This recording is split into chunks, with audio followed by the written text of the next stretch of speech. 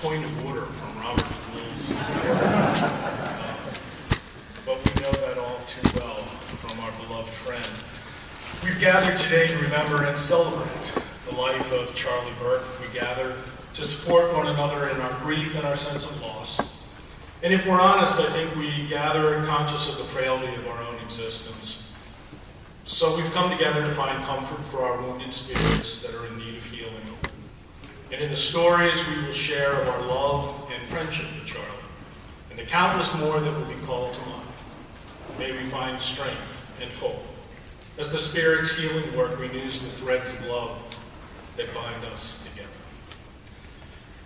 Charlie loved a lot of the old hymns, and as we were planning this service, we eventually ended up settling on the one that I will invite us now to stand and sing together, Be Thou My Vision.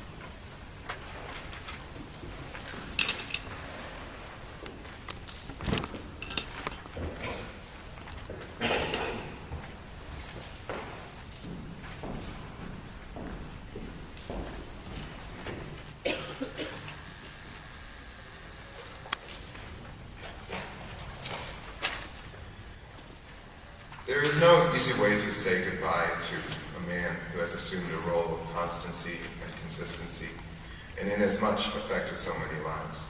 A complex man of simple pleasures and simple kindness. Charles, Charlie, CD, Professor, or a quiet grin when called Charlie, who has it in years past would smoke half a pack in lecture, though in years recent, moose head on the porch would suffice. Charlie, who held the wisdom of decades but saw each young mind as unique. He who with enduring faith led us into the withered embrace of the Ivy League, sure that it was not metals but metal that would value his team. Who saw in the stilted expressions of his students the themes that would compose the world he would not live to see. Those of us who came to Charlie later in his life might find it difficult to see the young man he once was, to see ourselves full of uncertainty reflected in his weathered face.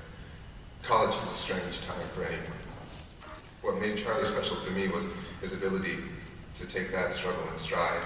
Whether in the classroom, the office, or in the airport doing crosswords, Charlie's steady hand was there to guide, to advise, or simply to be present and experience.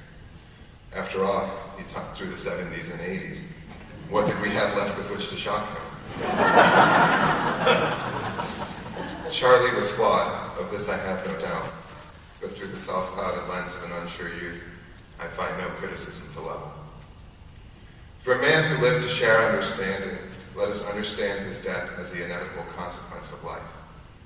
It is right for us to consider our world deprived in absence, but equally right that we should take solace in the permanent impression left in every bureaucrat with extra care for punctuation in their memo, in every law student who sees their trade as a tool upon which to build, in every legislator who pauses to consider the consequences of a crucial vote, in every professor who sees herself scared and eager in the eyes of a freshman student. These are the names and faces in which Charlie endures. In death, we hope that it is said we had a life well lived. Those here can say that for our parts, it has been better lived for Charlie Burke.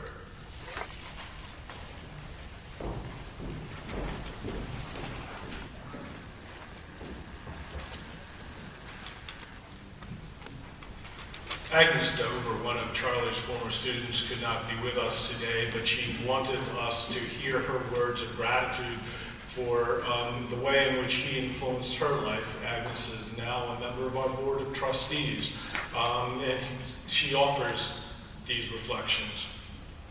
Thank you for giving me the opportunity to pass along reflections on Professor Charlie Burke. I'm very sorry that I cannot be here in person to share these with you, but hope that my heartfelt affection and gratitude for Charlie comes through in my words. Charlie was my advisor, professor, and mentor from the time I started at Baldwin, Wallace in 1972 until graduation in 1976.